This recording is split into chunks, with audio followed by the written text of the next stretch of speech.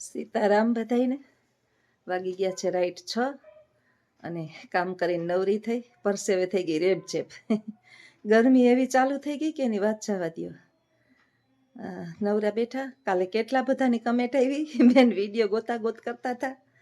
Video ના મૂકવાનો હોય તો આગલે દિવસે કહેજો. હવે કહી દઈશ કે કાલે કામ છે. ક્યારેક ક્યારેક જે છે ને એટલું બધું કામ આવી જાય કે ટાઈમ ન મળે, પછી વિડીયો બનાવવાનો સમય જ ન મળે. કેમ બનાવું? વિડીયો બનાવવાવાળી હું એકલી જ. હજી જ છે ને બિચારો ટ્રાય કરે છે વિડીયો બનાવવાની, પણ હજી એ ભણેલું માણસ ને અભણ માણસમાં થોડોક તો ફેર ને, પાછો અનુભવ ના હોય અને આખો દિવસ રિક્ષાની પાછળ, એટલે થોડોક પ્રોબ્લેમ થાય. સરસ મજાની વાત આજે આપણે કરીએ કે સમાજ હોય, પરિવાર હોય, કુટુંબ હોય, તમારું કુટુંબ હોય કે સાસરા પક્ષનું કુટુંબ હોય. હું સ્ત્રી છું એટલે આપણે બે બહેનોને બે કુટુંબ હોય. જ્યારે તમારી અહેમિયત એટલે કે કિંમત ના હોય ત્યારે એ કિંમત તમારે આંકવાની જ બિલકુલ કોશિશ કરવી નહીં. સરસ મજાનું આપણે મનની અંદર વિચારી લેવાનું કે જ્યાં વ્યવહારો સાચવવાના થતા હોય ત્યાં મૂંગા મોઢે વ્યવહાર સાચવી, ચૂપચાપ કોઈ પણ પ્રકારના અવાજ વિના, બોલ્યા વિના કે કોઈ પણ પ્રકારની વધારાની વાતચીત કર્યા વિના શાંતિથી એ વ્યવહાર પૂર્ણ કરી અને ચાલ્યું આવવું. જીવનની અંદર જ્યારે તમે તમારા વર્તનની અંદર પરિવર્તન લઈ આવશો, આપણે આપણા વર્તનની અંદર પરિવર્તન લઈ આવીએ ને એટલે સમાજને તમે ખૂંચવા લાગો છો. અને આ ખૂંચવું એ કોઈ અહંકાર નથી, આપણો વિકાસ છે. અને આપણા જે સાથે જોડાયેલા વ્યક્તિઓને આ વિકાસનો ડર છે.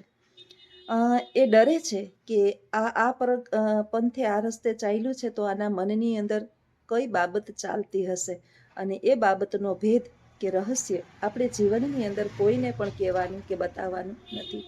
ઢંઢેરો જ્યારે પીટી દઈએ છીએ ને કે હું આમ કરીશ, હું આમ કરીશ, હું આમ કરીશ, ત્યારે આપણી ગુપ્તતા જળવાતી નથી અને સમાજ જાણી જાય છે. ચાણક્યએ કીધું છે સરસ મજાનું, મેં તમને કાલ ચાણક્યની વાતો કરી હતી કે ચાણક્ય કહે છે કે જીવનની અંદર સફળ એ જ વ્યક્તિ બને છે જે મૂંગે મોઢે કામ કરે છે. આપણે શોર મચાવવાનો નથી. જ્યારે સફળતા મળશે ને ત્યારે શોર મચાવવાવાળા મળી રહેશે.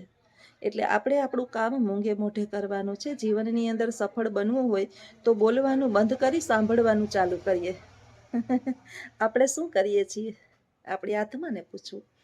પાંડુરંગ શાસ્ત્રી સ્વાધ્યાયની અંદર ઘણા એમ કહેતા હતા, સ્વાધ્યાયમાં આમ છે, સ્વાધ્યાયમાં તેમ છે. સ્વાધ્યાયનો મિનિંગ શું છે? સરસ મજાનું, એવું જરૂરી નથી.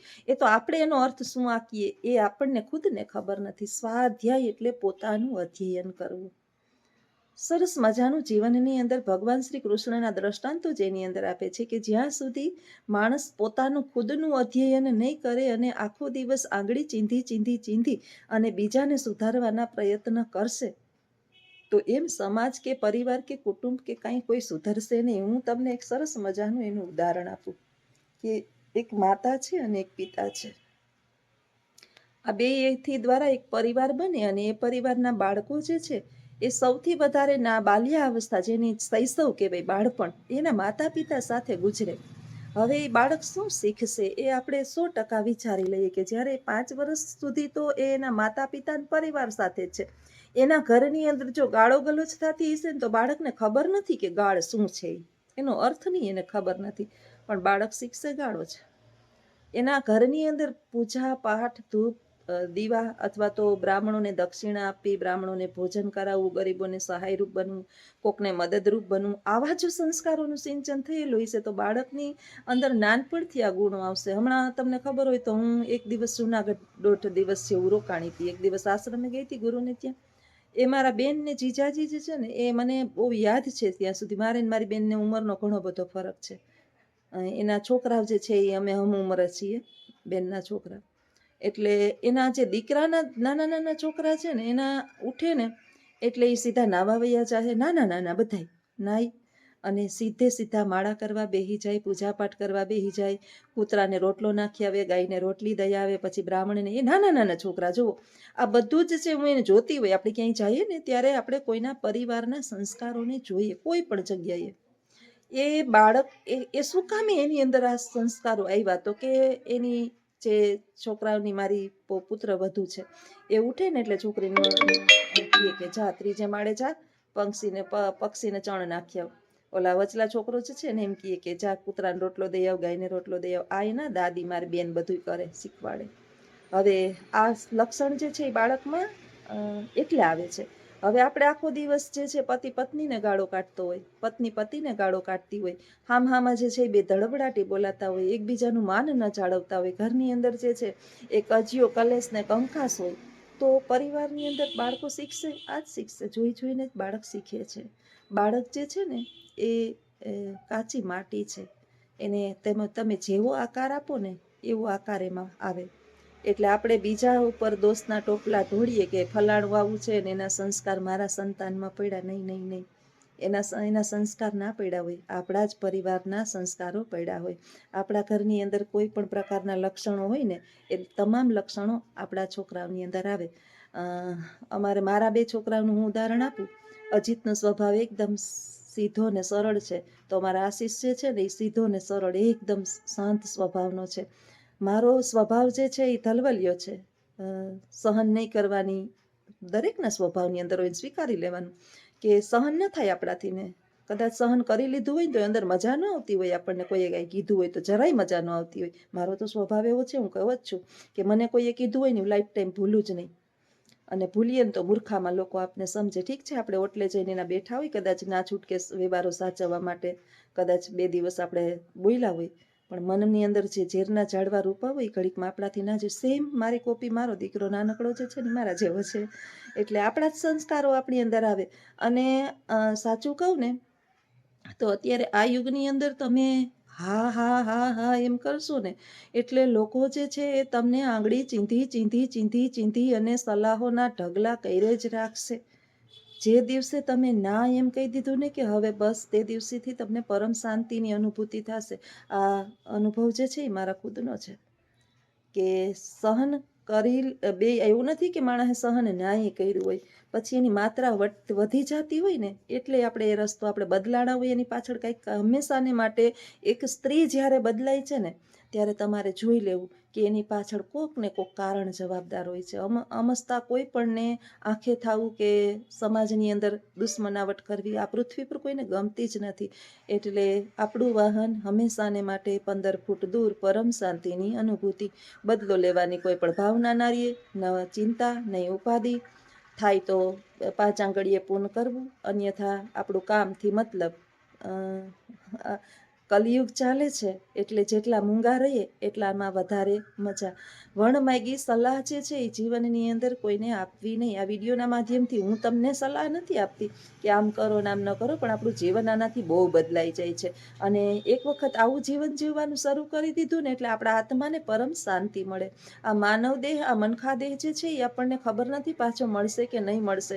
એમાં બાલ્ય અવસ્થા તો તમે શાંતિથી વિચારજો એક વખત કે આપણી બાલ્ય અવસ્થા તો જે છે એ બાળપણમાં ગઈ, પછી માંડ મોટા થયા તો નિશાળ ને ચિંતા ને લેસન ને શિક્ષકનો ડર ને માતા પિતાનો ડર ને એમાં ગઈ.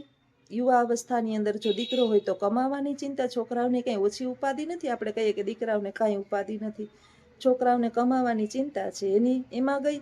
અને સ્ત્રીઓને ઘર સંભાળવામાં ગઈ. તો એમાં કરતા જ્યારે સંતાનો મોટા થાય અને આપણે માતા પિતા બન્યા હોય ત્યારે એ જ સંતાનો આપણે સરસ મજાનો જવાબ પણ આપતા હોય કે તમે અમારા માટે કર્યું શું. તમે તમારી ગાથા એક પણ ભૂલથી જો તમારાથી ગવાઈ ગઈ કે અમે આવા કામ કર્યા તો અમારા માટે તો નહોતા કર્યા, ને સ્વાભાવિક છે આપણે એના માટે તો નહોતા કર્યા, આપણે મજા આવી હતી અને આપણે આપણા છોકરાઓને દુનિયામાં લઈ આવ્યા અને મોટા થયા અને સમાજની અંદર જે છે એને સ્થાન આપ્યું. આપણે તો એના માટે કાંઈ જ નથી કર્યું, એની વાત એ સાચી છે. એટલે આપણે આપણા રોદડાઈ દુઃખના ન રોઈ શકીએ. એ ખુદ માતા પિતા બનશે ત્યારે કેટલી સ્ટ્રગલ કરવી પડે એ ખુદ અનુભૂતિ કરશે. એક બાળક અત્યારે સચવાતું નથી, હાઈન થાય તો અદમ ખાટા કરાવી નાખે. મારે 2 હતા, અત્યારની પેઢીને એક છે. આપણા બાપ દાદાને 4 5 હતા, એના બાપ દાદાને તો ખબર નહીં, ઢગલા. એટલે આવું બધું છે. એટલે તમે તમારા દુઃખના રોદડાઈ ન રોઈ શકો. એટલે એનાથી બેટર છે કે તેરી ભી ચૂપ મેરી ભી ચૂપ. શાંતિથી જીવીએ. જ્યાં સુધી આ જિંદગી છે ત્યાં સુધી પાછી જિંદગી મળે કે ના મળે.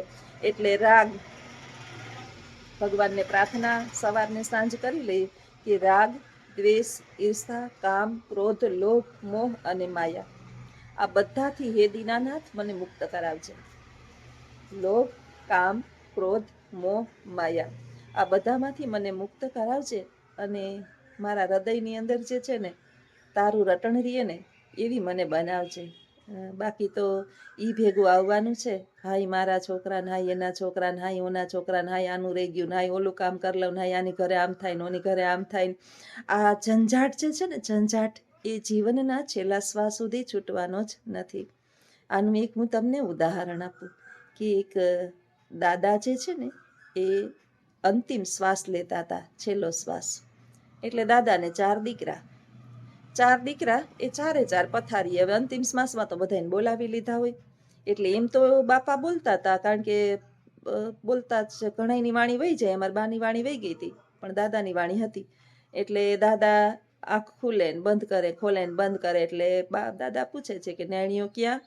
આ રહ્યો બાપા, અહીં બેઠો, અહીંયા જ બેઠો છું. છગનો? બાપા હું અહીંયા જ છું. મગનો? તો કે બાપા હું અહીંયા બેઠો છું. રત્યો?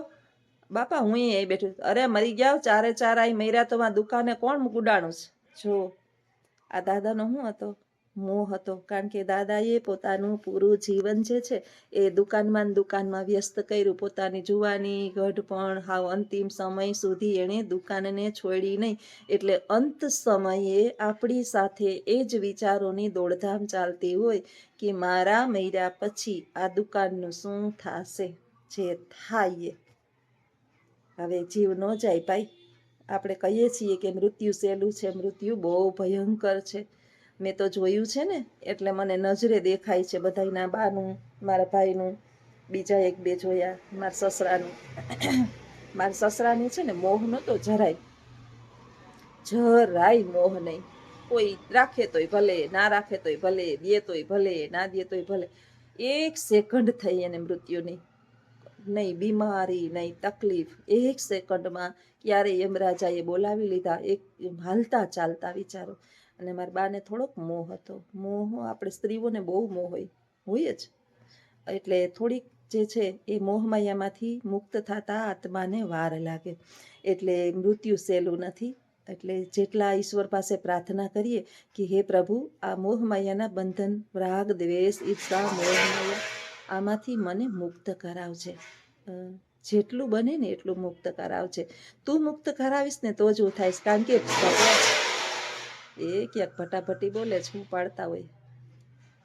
તો આવું બધું છે.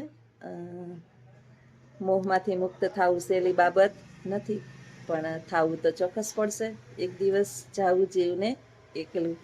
અમે નિસરણી બનીને દુનિયામાં ઊભા, ચડનારા કોઈ ન મળ્યા. અમે દાદરો બનીને ખીલા ખૂબ ખાધા, તપસ્યાના ફળ ના મળ્યા. પછી આમ રોવું પડે અને ભજનમાં આપણે આપણા વાક્યોને કહેવા પડે. એનાથી બેટર છે કે સાથે હરિનું નામ લઈને જઈએ તો સામે હરિ ઊભા રહીએ.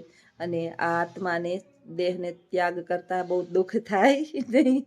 તો આવા વિચારો સાથે આ વિડિયાને પૂર્ણ કરું છું. કાયમ નવા વિચારો હોય અને તમારી ફરમાઈશો પ્રમાણે હું કાયમ વિડીયો મૂકીશ જ. ક્યારેક નહીં મુકાય તો માફ કરશો, પણ લગભગ ટ્રાય કરીશ કે વિડીયો ચૂકાય નહીં. આવજો બધાય. સીતારામ.